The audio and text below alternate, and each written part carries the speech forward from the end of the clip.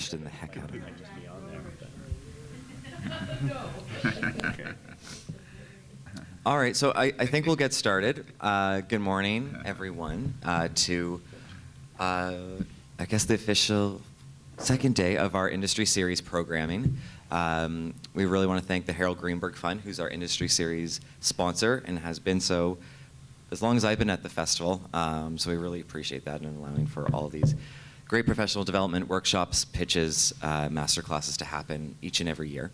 My name's Daniel Northway-Frank. I'm the manager of festival initiatives at imagineNATIVE, and hope you're enjoying your festival so far. So we're having a little, probably 45-minute, 50-minute discussion about a new initiative that was started, I believe, 2 years ago, called the Telefilm Micro-Budget Production Program through Telefilm Canada. That is a new tier of funding for filmmakers and filmmaking teams to produce their first feature at a micro-budget level. So it's now soon to be moving into its third incarnation or application process, and gives up to, we'll let Dan Loyan here in a couple minutes, I'll introduce him, speak generally about the program, then we'll kind of get into more specifics. As last year they added for the first time an Aboriginal component, which was quite exciting, and we have a couple panelists here who are in process on those successful applications, and hoping to get a sneak peek just about what their process was, what the process is right now, and how to inform potential applicants for the application process this year, which I believe will be up, if it's not up already right now, on the micro-budget site and soon. And the deadline's always around February, between January and February the following year, so 2015. So I'd just like to briefly welcome our panelists. Thank you for making it so early.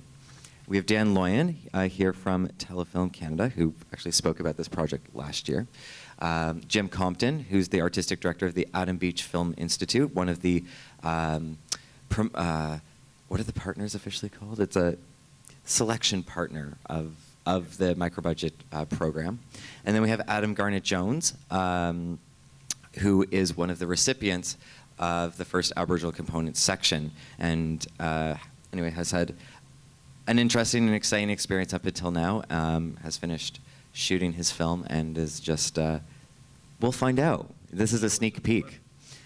So, great, so I think we'll just start, just generally, maybe we'll start with Dan, just talking about, if you don't know what the micro-budget production program is at all, we can just kind of get a general update, what the process is, what's available for filmmakers, what are the requirements, and then if Dan wants to add some information just about the Aboriginal component, we can move forward. So thanks, Dan. Okay, so I'll just stream of consciousness tell you a few things that are important, and then I think we'll fill in the details as we start talking about the specific partners and projects, and I'm sure we're going to have lots of time for questions.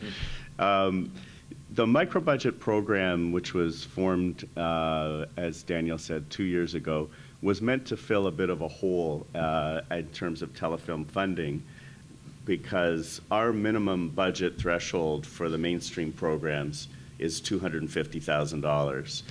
The historic reason for that, and obviously any number is more or less arbitrary, but we didn't feel we could be all things to all people, and we couldn't really get involved in funding student films, for example.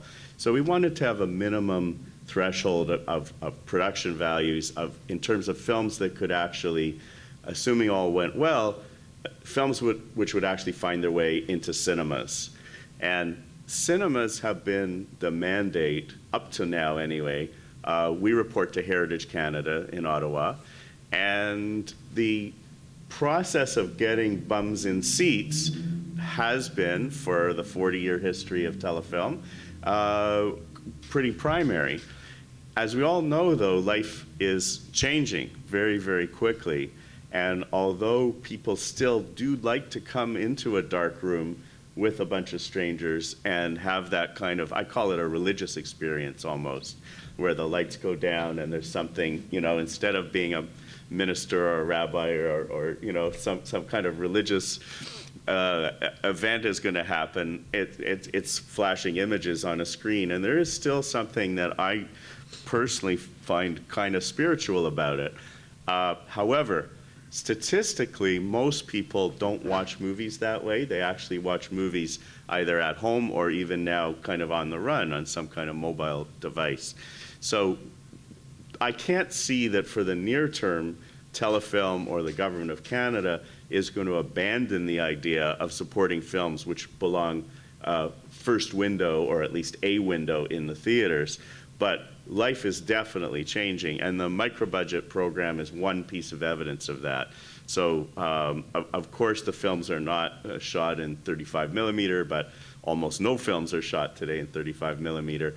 But the thing is, we actually, as part of our call for applications, we want people to come up with a digital strategy on how you're going to release the film. Now, the funny thing that happened, it's not funny haha, but funny ironic, is that for the first 2 years of the program, and we've only had the first 2 years so far, almost every marketing plan that we got was kind of cookie cutter and said something like, we want our film to go to the Toronto Film Festival, or imagineNATIVE, and/or Hot Docs and Sundance, and we think that distributors like Mongrel or naming other distributors will be interested in picking up this film, and that's our plan.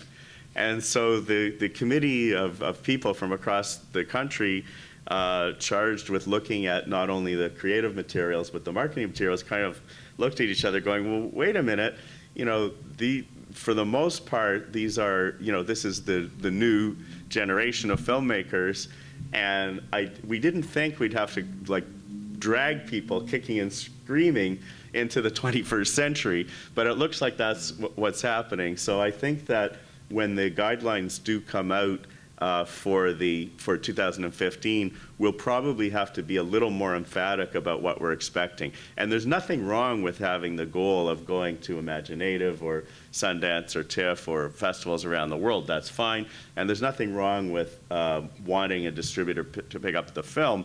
But what about some fresh thinking in terms of how are we going to get this film to the audience using other than traditional means? And that's really what we're looking for. These films are budgeted according to the guidelines under $250,000. So it's not over $250,000, it's under $250,000. And Telefilm's contribution is essentially a grant of up to $120,000. So you could come to that program with a film that's budgeted at $120,000, and we would fund the whole thing. Or it could be up to $250,000, in which case you would need some resources from someone else, whether it's personal resources, a broadcaster, some kind of distributor or other user. The tax credits are not going to be a big factor, by the way. We all know a bit about tax credits. They're more important at the higher budget ranges, and it's a big problem when you have, let's say, 50% of your budget is in the form of a grant. The tax credits grind to an extent where you're going to get almost nothing. So that's just one little practical hint I have for you. In the financing plans, don't rely heavily on tax credits. You really need to be either making a film very efficiently for the resources available, or seeking money from Canada Council, Ontario Arts Council, a private investor, some kind of group that's interested in investing, and so on. One of the other ways that, if I may say, I think Telefilm has been a bit exposed in the community has been that because the budget got cut a few years ago, we were forced to be a little bit lean and mean. And the question left on the table was, well, wait a minute, we know what you're doing in terms of fast-tracking the experienced filmmakers, but what about the new talent?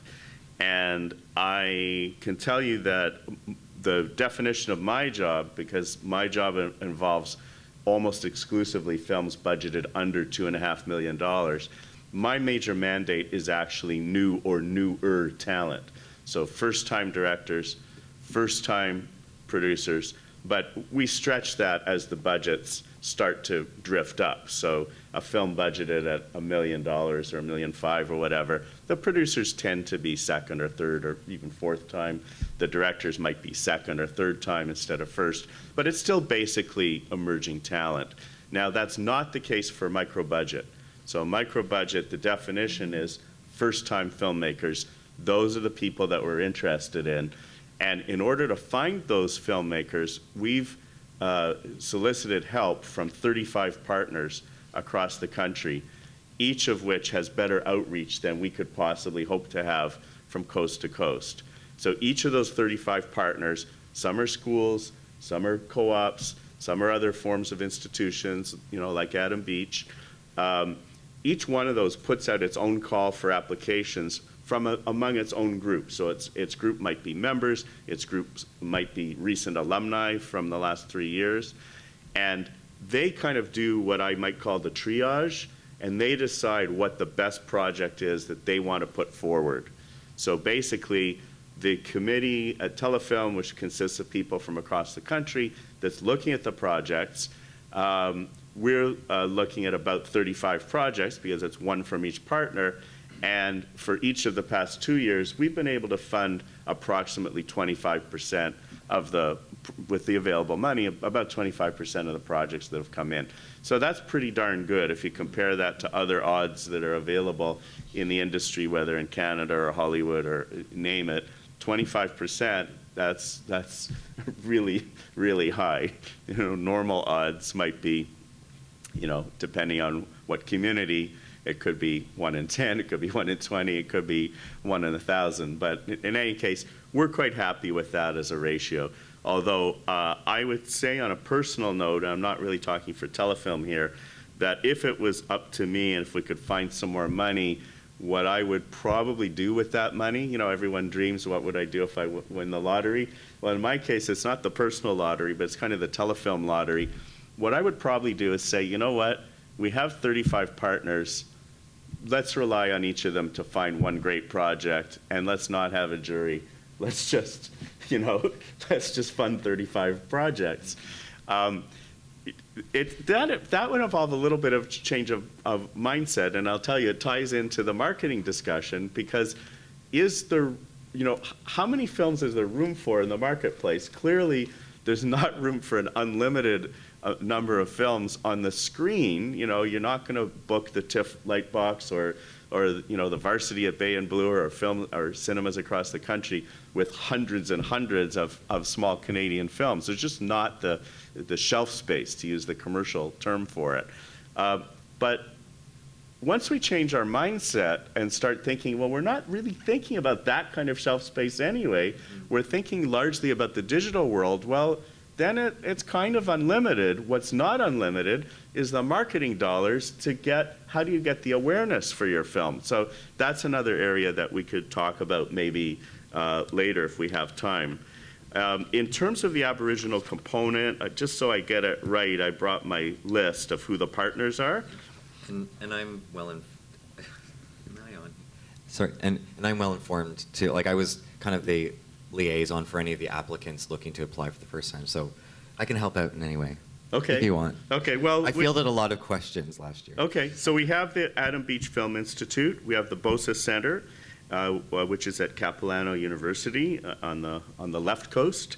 The NSI has both a kind of non-Aboriginal and an Aboriginal component. The Nunavut Film Development Corp, OCAD University, which is in Toronto, and Wapikoni Mobile, which is very interesting, based in Montreal. So those are the designated partners for the Aboriginal component. Partners could change from year to year, by the way. We had people in between year 1 and year 2 say, hey, this is really interesting, how do we get on board? We may, from time to time, have people drop off. I don't think anyone's chosen to drop out yet, but that could happen as well. And that's what we're hoping, based on last year, that we're hoping we can have more people from more centers that are eligible for the award, are eligible to apply, actually, because it's fairly strict guidelines as the eligibility, and the Indigenous community doesn't necessarily have always the the particular training in these areas, or are still as very established filmmakers, but didn't go to one of these only 5 institutes, so it makes them ineligible. So we're in process with working with Telefilm to actually send a proposal, particularly for the Aboriginal component, which we were supposed to be doing over the last 6 months and just didn't happen because we have a 15th anniversary. But there is a plan to include more partners and make as many opportunities to the eligible people who can apply for those. Some people completely talent-wise and experience-wise are, but they just can't because they don't fit into, we don't have 35 centers, we have 5. So who are the graduates of those 5? Some of these are very new centers who don't have any. So the pool was extremely small, but 3 of the 5 projects that were submitted are getting funded. So that is, that's those are great odds. From last year, and then, we'll see what happens in the year to come. But you can pretty much count on the fact that since, there's a new Aboriginal component, we're not going to announce an Aboriginal component and then not fund anyone. That's just not going to happen. I'll just say a word about the application process before moving to my colleagues, which is that it's a little counterintuitive in some ways, in that I think as Canadians, we tend to be very kind of literary based and very focused on the script and the story. And for this program, we at Telefilm, we focus more on the video pitch and the marketing plan. So we kind of rely on the schools and the institutions to vet the creative material and make sure that that is going to be of high quality. And we look at the backgrounds of the filmmakers. We like to choose people with a really interesting background, whether it's that they've had some the benefit of learning their chops with some music videos or web series or some shorts or something like that. And if that's the case, we'll look at that material. But they also make a video pitch. And if they're able to, they could make a trailer or at least show us some flavor of what the film is going to be. And again, together with the marketing plan, that I can't stress enough how important the marketing plan is, and that if people don't have the expertise to do one on your own, to go back to your partner institution and insist that they help you get some help in order to submit a proper marketing plan. Very, very important. That can make all the difference. If there's 2 projects that are roughly equal, and especially if the genres are similar, because we also look for a good genre mix. We're not going to do 10 coming-of-age stories in 1 year, and we're not going to do 10 horror films in 1 year or 10 of anything. We're looking for a nice mix. So if it came down to 2 projects that look kind of similar, it's probably going to be the marketing plan, the superior marketing plan, that will push that project into success. Yeah, and just on that note, I think just, I've seen Adam's official pitch. I had an urge suddenly just to watch it right now because I thought it was fantastic. But we don't have to, unless you would like to. I think you just had a very great video. You don't have to do it. Yeah, you're not proud of it. No. Well, I think it was amazing. I don't want to watch it. You don't wanna, all right, we won't watch that. But why not? Let's watch it. We won't force it. I also don't know where it lives. Oh, okay. Well, maybe it's stuck in a Dropbox folder in Telefilm's office. But I know we will see some visuals, hopefully, for your project that you're working on. But just in regards to that marketing plan, I think what the exciting opportunities are, and that's actually interesting to hear about the types of applications you got and the kind of lack of alternative thinking of how you're going to present your works. That I think it's a fantastic opportunity for Telefilm to also see what young people, encourage them to be experimental with their distribution plans and with their marketing plans. The young people know better, at least in this day and age, of what are the tools that are getting their friends to see how many videos on YouTube or whatever. It actually greatly informs the Telefilm as to what are the trends for the next generation of content absorbers. So I think it's, I think you want to tend to fall into what would Telefilm want to hear, maybe, oh, I've done my research on the major distributors in Canada, and yes, it'll be them, but I think they're really looking to find innovation in their applications and, something they haven't seen before, maybe even thought before, that they could very easily then start recommending to someone else if it ends up being a successful platform for these projects. So I think it's a great place for experimentation in this new digital distribution age. Absolutely. I guess just to make sure that a wrong impression isn't left. I mean, last year, for example, there's a film called The Secret Trial 5 that ended up doing very well at Hot Docs. And so it's not as if there's some kind of ladder and we're saying, oh, well, Hot Docs, that's not what we had in mind. That's terrible. It's quite the reverse. We said, wow, this is great. And that film, I think, was a finalist for the Audience Award and got some attention, and it got sold to a broadcaster. And all of that is great. So in other words, any eyeballs on your work is treated as positive. What is not treated as positive if the entire plan is a traditional plan, because then we're left saying, well, something's wrong with our messaging because we're actually encouraging people to get creative and come into the current century. How come they're not getting that message? Right. So we'll get some updated guidelines, and we're happy to share this through our networks once those applications are definitely out. But I think that's a pretty good overview. So it will be all available on the Telefilm website. They have a dedicated page with information. I don't know, is last year's up still, you think? I think last year's was probably up, so you could take a look at it. But we're actually literally this week and next week, we're looking at the guidelines to determine what little tweaks to make and a few little changes. And then it will be able to be disseminated to the public. And there'll be a new list of partners if there are any new partners. So you mean I have until next week to put forward some recommendations? You should, honestly, if you do have some, that now would be the time. All right. Like not right. but yeah, well, I would love to do that next week. Anyway, okay. Well, thank you very much, Dan. So I think what we'll do is maybe just kind of move into some of the actual elements of people's projects that were actually pitched. So maybe if we want to just talk briefly about just what that process was for both of you in terms of supporting, I think for Jim, supporting a particular filmmaker and getting his project in, and Adam, just a bit about what your project is and how did you approach that application process with that story, and how did you decide what kind of story you wanted to bring to you felt was a good micro-budget project. You obviously have a lot in your projects on the go, and you had to choose one. Dun, dun, dun. Thanks, Amy. Let's move on one. That was kind of fun. I feel like a cigarette girl just came in and didn't give me anything. So can I interrupt? I'm often accused of kind of being grandpa and insisting on telling my funny stories, so I'll tell you a 30-second one, because the young lady with the moving the sign reminded me that years ago, I was a guest on set of Battlestar Galactica. I don't know if anyone ever remembers this. It was a series. Amazing. And one of the funniest things I've ever seen in my life is the director calling cut on a scene and then saying, it's time to move outer space. So outer space was essentially a black scrim with different sized holes poked into it, and then the lights shining through. And so they would move outer space to different sets. And so it just reminded me of moving the sign. Well, they moved outer space. We're moving the industry series. It's now out in the hall somewhere. There we go. So yeah, I guess, Jim, maybe would you just want to start? I would just say that due to time, I'm going to turn it over to Adam, and I'd like to see his clip and see what he's done, and then I'll speak after. How's that?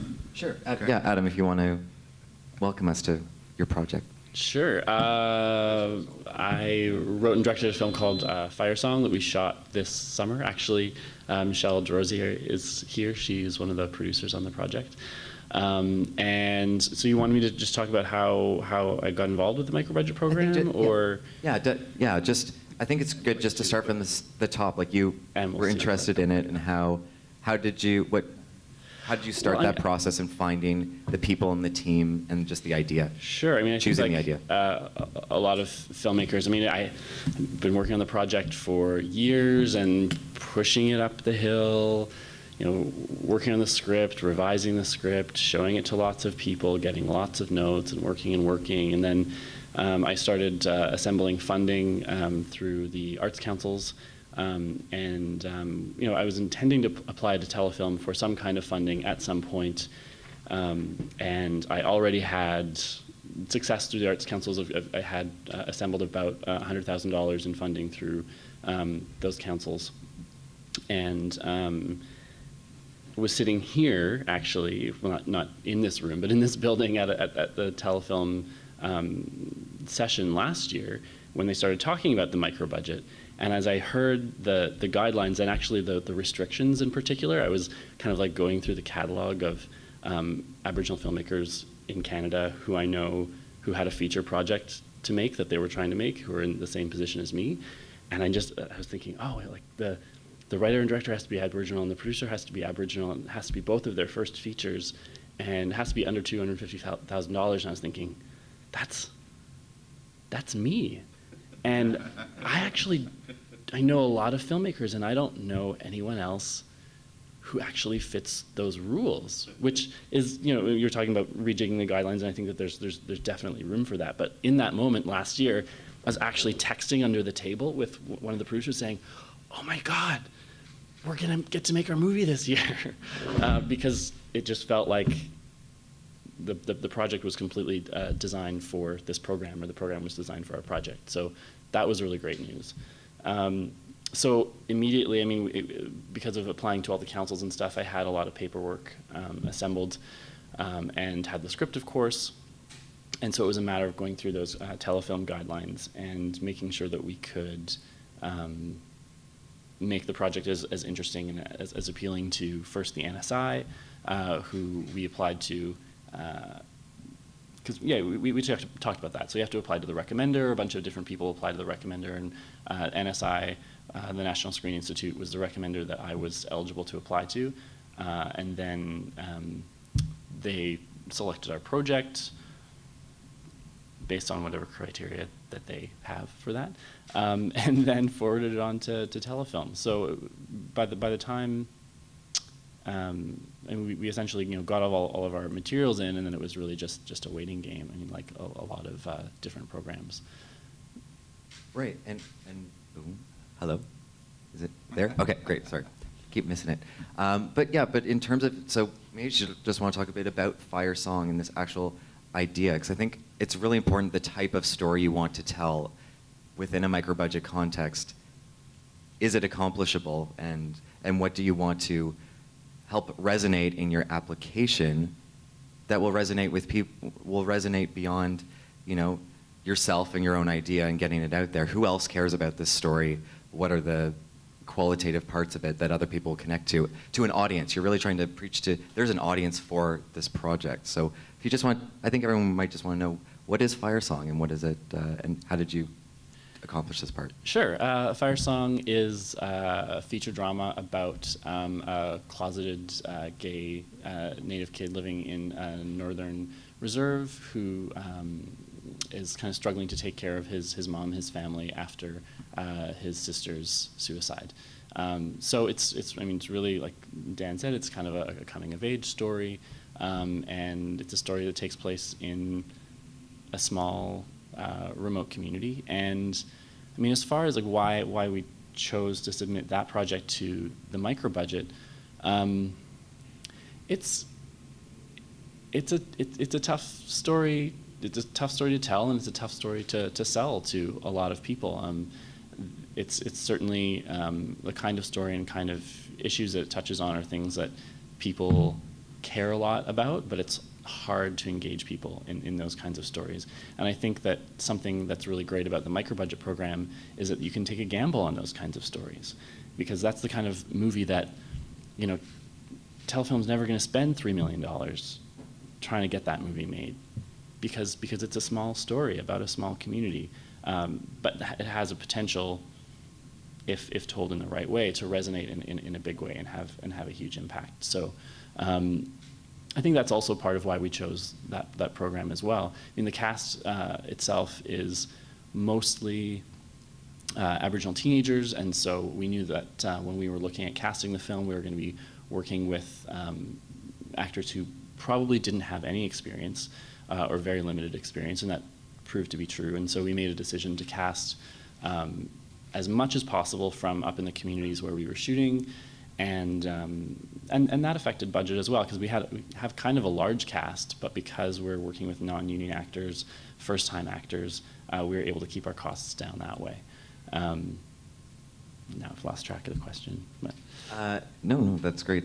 because you're just bringing up another thought of mine, which I can't remember at this very moment. But yeah, so when you developed this project and kind of had like, I think this is an important point. Is like what are the, like what I related to in that story was the experience of, because I think part of this story is also this youth making a decision about staying home in his community or going to another, a larger urban center potentially, like that rift between that, which if you went to university, you've experienced, or left for post-secondary, you've experienced that pull between those two worlds. And I'm not gonna pick that up. Oh yeah, I forgot to say that's what the movie's about.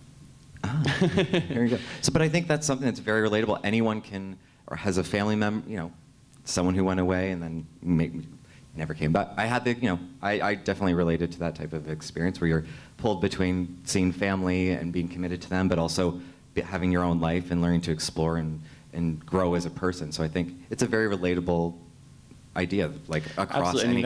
any individual experience. Kind of universal element that I think will appeal to people who are outside of the Aboriginal community is the relatability of that story, because there's tons of movies of people wanting to escape their shitty small town, and we've seen that story kind of over and over and over again. And it was really important to me that this film not be about somebody trying to escape their shitty small towns, but somebody who really loves where they come from, and their place where they come from is really important to them. And for a lot of reasons, in a lot of ways, it's hard for them to stay there.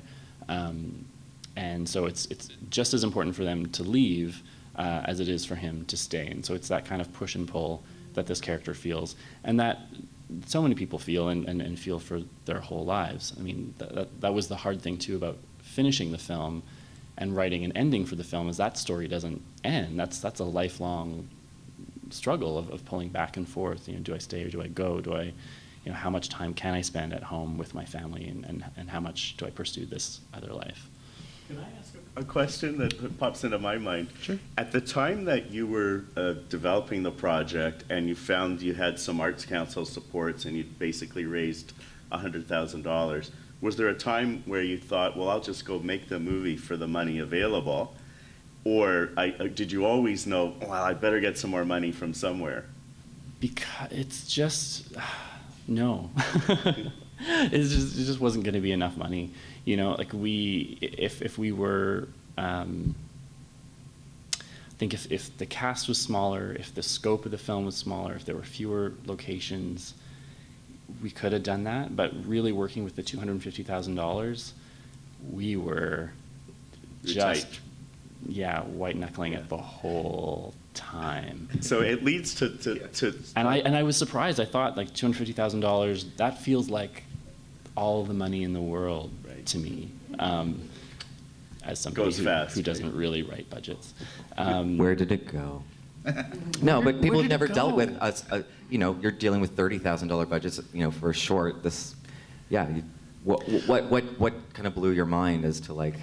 Well, I mean, I think an enormous expense is just working away from home. You know, we were going to communities where we needed to shoot, but there were, there aren't, like, there isn't a great big film crew in Wapikoni Lake just hanging out waiting to get hired, so yeah, we had to bring people from Thunder Bay and some people from Toronto, and it was a mix of people, but there was a lot of travel costs. There's a lot of putting people up in hotels, and we kept those costs as low as we could, but it's just expensive to feed people and keep people in a place where that just isn't a major production center. If that were not the case, if I don't know, if we decided to make the film in Six Nations or something and just like play that for the North, we probably would have saved an enormous amount of money. But I didn't want to do that. I just don't think that the film would have felt the same if we weren't shooting in the North and had Northern people on camera. And your location kind of becomes a character. Absolutely, that's what the movie is about, and I just didn't feel like we could fake it. There's so much faking stuff in movies already. Like if you can shoot in the place where it's supposed to be, it's just going to be that much stronger. For me, it leads to a piece of advice that I would offer for writers and any writers in the room. And I'm inspired by a line I heard from Woody Allen, whose advice was, if your screenplay starts with 1,000 camels come running over the hill in Central Park, there better be a damn good reason for it. So what I take from that is that if you have in mind the parameters of, how much money do you think you can raise for your first feature, or it could be your second feature or beyond, and you have 12 different ideas in the drawer, well, pick one that is going to be doable, because if your first film involves helicopters and spaceships and 1,000 camels and all this stuff, it's not going to be doable. It probably won't get made, or at least you'll have to make so many compromises that you won't be happy with it.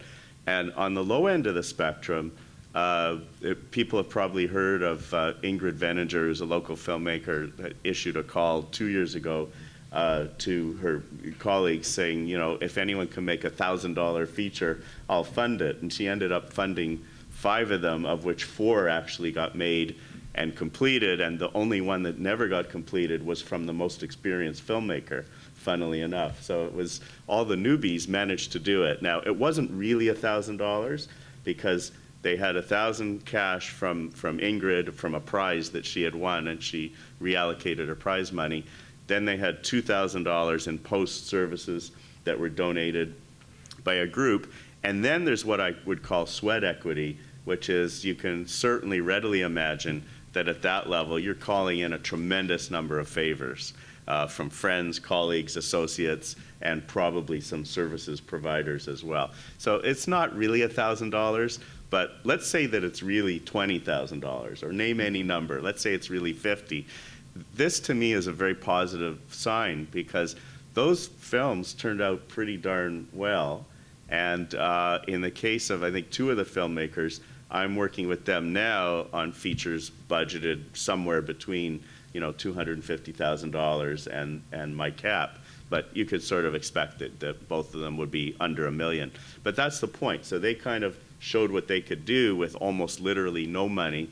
And then I was able to say, well, obviously the person has talent. They've already done it. Why wouldn't I want to work with them? And that is just a reality of producing work in Canada. Like, budgets are always shrinking. It's unfortunate.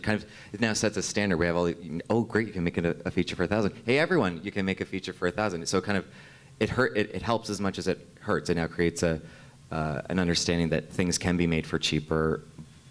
So it's just nice to hear that there's still these opportunities for some of these things to take off as they should, the right projects into there is a higher spectrum eventually for some of these projects, but I know it's a double-edged sword. You're getting more creative out and more innovation out, but it's a cost knowing that you can do things for cheaper and pay people for cheaper, right? The way I like to look at it is the democratization of the film industry. I mean, the barriers to entry used to be quite high. You needed a lot of film stock. Where are you going to get it? If you run out of film stock, you got to go buy some more. Renting the equipment was terribly, terribly expensive. The lights, everything that you need.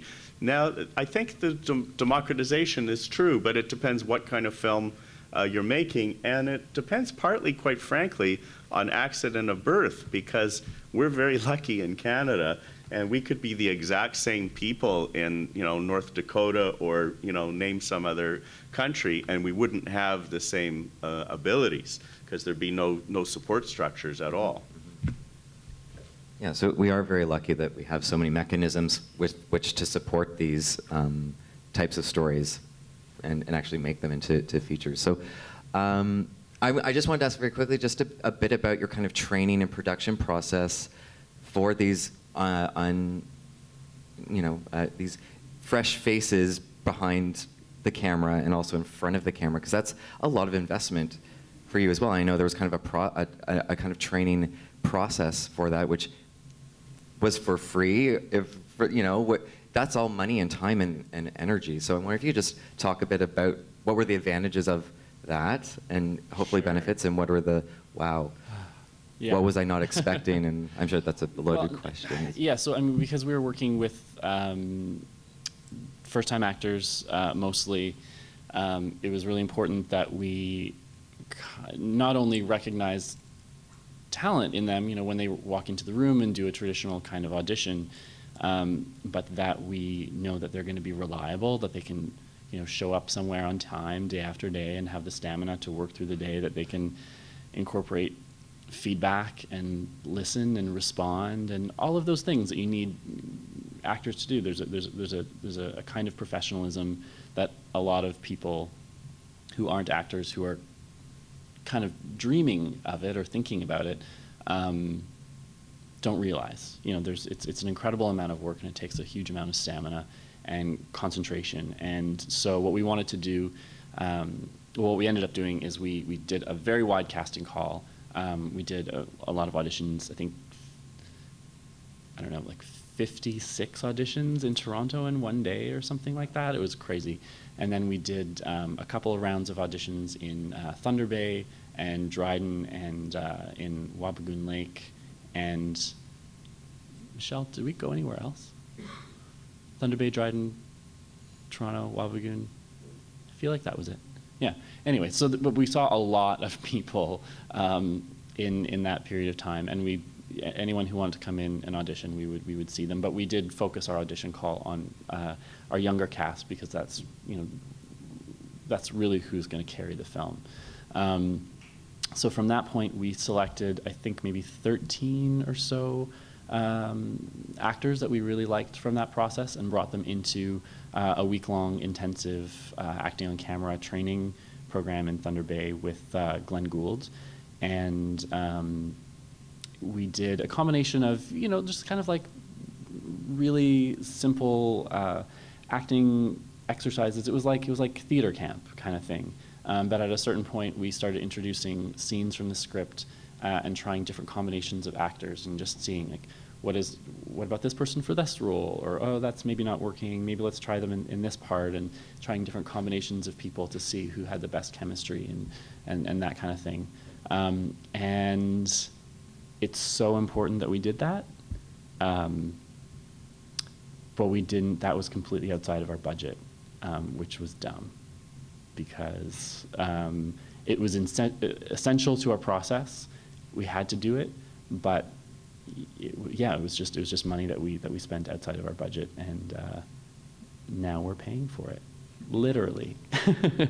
But again, I don't know what we could have done otherwise, and we just needed to do it.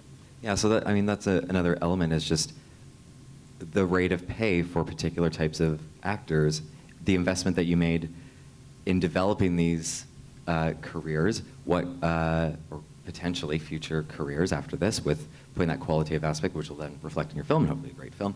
Could have been a lot. Are going to have careers for sure. Yeah, well, and that's very exciting. So you've actually done something quite valuable as compared to getting a standard actra person who has you may have been spending, who knows, you may have actually spent the same amount of money that you would have to have a professional actra person, Glenn, performing in your film, versus helping develop talent that hopefully will be found one day. So the budgets, who knows, may have even been the same one at the other, but at the end of the run, you've developed potential talent for the rest of their lives, which I think is super exciting to me. It's exciting to me too. I mean, I think that it was a really intense experience making the film for everyone on board, and particularly for all the people who it was their first time being on a film set. It was so hard, but also really, really exciting and empowering for a lot of the people involved. So. And bonding too. You've all lived through this experience. Oh yeah, how the rest of your life. Everyone's on Facebook with each other all the time, like messaging. It's ridiculous. It's really nice. It's amazing. those are relationships forever, and hopefully creative ones, if not just personal ones. Yeah. That's absolutely amazing. And so I just want to very quickly just ask a bit about just that actor component, because I'm sure when people are thinking of their films, they're thinking of, I want, Michelle St. John to be. She is that person, and what can you consider in that? And I'm not sure how that plays in, if you have an agreement with ACTRA. And this is, I know, a huge question, because there's whole levels of ACTRA involvement and that kind of stuff. What are the possibilities with that within a micro budget? Is there flexibility with ACTRA in there at all? One thing I'll say is that we've worked very successfully with the ACTRA TIP program, TIP. they have a ceiling of $275,000 for the budgets, and then it's not the same thing as a co-op film. That's something different, and I don't know all the details, but essentially you're able to pay the actors, who are professional actors, a very low rate. Now, there's a bit of a trade-off. So, for example, you can't mix actors and non-professional actors if you go under the TIP program. It's kind of, they see it partly as providing work to people who are perhaps a little bit underemployed. And, but I've been really amazed and in a positive, very positive way by the quality of the actors who are prepared to work for very, very, very low rates under the ACTRA TIP program. And it's kind of like you were saying about the summer camp, in a sense, that, well, we're all in this together. I think if everyone on set is making X dollars, and then one person comes in and they're making 10 times X, which, by the way, is the norm on some of the higher budget movies, because, actors love to act, the money might not be their major consideration, and then some star comes in making, $1 million, everybody else is making, 20,000. There's an imbalance. But under these TIP projects, virtually everyone is making the same. So you can not only live with it, but you kind of enjoy it. Yeah. Well, that's super insightful. And I want to give, Jim, and we are getting kind of close to the end. See the clip. Yeah, I know. I definitely want to end with a clip. I just want to give Jim an opportunity, if you'd like to just speak about, the Film Institute and just your involvement, if not in this project, but the rest of the session. But all right. Well, we have 3 minutes plus. We'll add a couple. It's a really short clip. It's a really short let's clip. watch the clip. All right, we'll watch the. right. So, without further ado, we'll get a little sneak peek of what are we watching. Do you want to just contextualize what we're watching here? Sure, yeah. So this is fun. Nobody's seen anything from Firesong yet, so you guys are the first outside of the producers, really. So I chose this scene because it is kind of outside of the plot of the film in a big way. But the young girl in the scene, Tara, has been out with all of her friends drinking and kind of got a little bit messy and lost track of her boyfriend. He took off with this other guy, and she doesn't know what's happening between them. But he has a relationship with her and also a relationship with this other guy. So she's feeling low, and she goes home and is kind of looking for a little bit of support from her dad, and this is what happens. Can you see the screen okay? Okay. I don't know how to put that down. You might recognize her dad.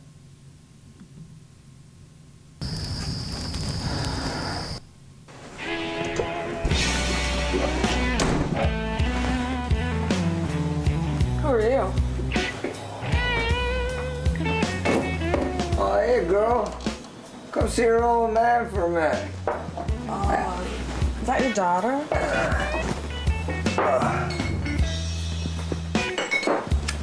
Hey, I'm your dad's friend, Sherry. From Brickport. You sure she's your daughter? Doesn't seem like she's any fun. Sure she is.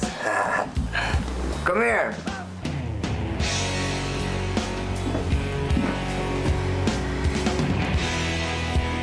Come here. Come dance with your dad. Just a little dance. That's my girl. Yeah. Oh, let me in there. Look at this. Two sexy girls. Oh.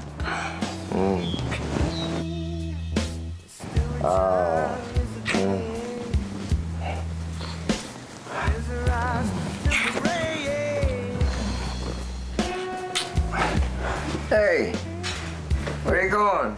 Thought we were gonna dance.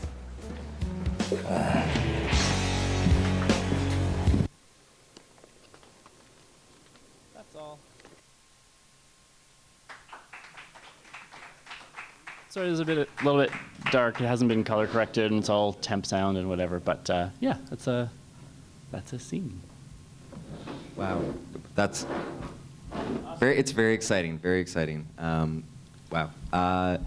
Thank you for sharing that with us and that sneak peek. Thanks for watching. Yeah, and so if you just want to just let us know where you're at with the project and what's your trajectory of getting it somewhere close to my hands eventually. Well, we finished shooting at the end of August, and we had been sending our footage down to our editor, who started working while we were still up there to assemble an assembly. And we've been working ever since then with him. So we're getting pretty close to picture lock, and we're working with our composer, and so all of that stuff is happening. We've got a lot of sound work, a lot of ADR, color correction, all that kind of stuff to do, but the picture at this point is getting, is getting pretty close. And we've sent the kind of fine cut out to a couple of festivals that have agreed to look at it at a rougher stage. So we're waiting to see about that. And yeah, that's where we are. I mean, we have a bit of a relationship with Mongrel that we built before we started production. So they're going to be making a decision on the film soon and whether or not they're going to distribute it. And then, I mean, I think that when you have a film like this, especially something small, we need to really look and see what we have and create a solid, tailored marketing program based on the finished film. So we're working on that now. Fantastic. Great. Well, I wish you all the best with Thanks. the next steps of finalize. I know post is a whole other beast in itself, but Oh, it's fun. It's fun. You're not out and cold out somewhere in a field shooting for Yeah, the exactly. 35th day. Anyway, I want to thank all of you for sharing your experiences and stories and insights for this micro-budget program, and hope we receive some great ones this year. And we'll share this all on our website and through our own. We're a promotional partner for the program, so we're excited to share those. And Jim, do you want just to add one? Okay, sorry. Oh, I'm next. you're next. Okay, You're welcome to add thanks. whatever you want. Oh, yeah, okay. So I'll speak about the Adam Beach Film Institute and the micro-budget that we had triggered with the help of imagineNATIVE, I would say. And so we worked together, and I guess in the industry, it's all about partnerships, and certainly the partnership with Telefilm. We triggered a film called Road to Iniquity, and it was with a filmmaker by the name of Mark Innes, who lives in Los Angeles, but has a treaty card to Tobique, I believe, the Maliseet. And he had done a small short film called Red Clay. And long and short of it is, it's about the Indian Mafia and the Mexican Mafia on the borders of Mexico and California. The Road to Iniquity had to be changed as a feature. We certainly couldn't go down to Mexico to shoot, as you say. The budget would not allow for that. We changed it to an all Indian Mafia, with Indians on both sides of the border, and getting into their issues in relation to money and control and power and greed. Basically, a story about greed. So that's the good news. I mean, we did trigger. We worked with Mark up until the end of August. We managed to, and I'll get into the marketing side real quick. We had thought, and we've been talking with Telefilm, a lot of people, including Carol and David Forget and Michelle Paradou. Pradier. Pradier, sorry, well, I was close. Yeah. Anyway, so we've been bugging Telefilm, and certainly this micro budget, I would assume was part of that lobbying that we had done, and you know, we've been following them all the way to Cannes and to Berlin and imagineNATIVE and wherever they were. So we were pushing very hard for this program. So anyway, the idea was to, as we say, trigger through the Adam Beach Film Institute, but more than that, on the marketing end, was to make sure that the film gets distributed. To that end, I mean, and I think it's crazy, but we went ahead and did it anyway. We set up another company, which is a distribution company. And the idea is to distribute to places where, you know, as you say, traditionally they don't go. And so we basically raised some money through Adam, and Adam does have a potential to raise money. I think we raised about $150,000 to start this company. And essentially what it does, it takes first-run Hollywood movies to the res. And we also, through Telefilm, will market Trailer Park Boys and what have you. So that's on the distribution end. And the idea is that, you know, once we get these films made, that we would take them to the res and market them there. So that's on the distribution end, and then also what we did is we decided to buy a theater. I mean, a film theater, like this old vaudevillian film theater in Winnipeg. You know, call it the Adam Beach Community Theater, and again, you know, run with our projector and our surround sound and our you know, $20,000 screen, which you could do in 3D. It's crazy, it's stupid. I don't know why we're doing it, but anyway. So then we bought this theater, which also has a restaurant, and then it's also got suites. And then so we decided, well, we'll knock out a suite, and we'll make a classroom. And then on top of that, we'll get accreditation through the local college, which in Winnipeg is called Red River. And we did that, and we're launching the film school at the same time. So we're doing all these things to try and make sure that it doesn't fall flat and it doesn't meet the expectations of Telefilm, which is our God at this point, you know, spiritually speaking. So that's what we're doing, and we're hoping that it's and of course Adam is our brand. You know, he's part of the institute. He's part of the distribution. He's also brought in through his digital TV station, which he has, money that can trigger through CMF. So we've triggered some MOWs through CMF, writing-wise, and also we've got all these other projects, which the idea is that we would actually train our students and people that want to train on the features and what have you. So that's the good news. Yeah, real quick, the bad news. So we you know, when you're triggering through Telefilm, you've got to have experience. You've got to know what you're talking about. And so you know, Winnipeg, there's not a whole lot of people that has that experience. So we had to use an executive producer to help our young up and coming director. And you know, so once we trigger, we just leave them to it, right? So they didn't get to shoot in August, and matter of fact, had a falling out, which is fine. I mean, that stuff happens. So Mark has taken his project to his home community, which is Tobique, and I believe is shooting it there. The sad part of it is through distribution, and you know, you got to think of marketing and distribution. We were able to trigger and through the institute, we were able to trigger a television license, first-time television license, which is, you know, since Chum left, right? It hasn't been done. You know, I mean, nobody does feature film in Canada anymore. So we lost the distribution license. So those things happen.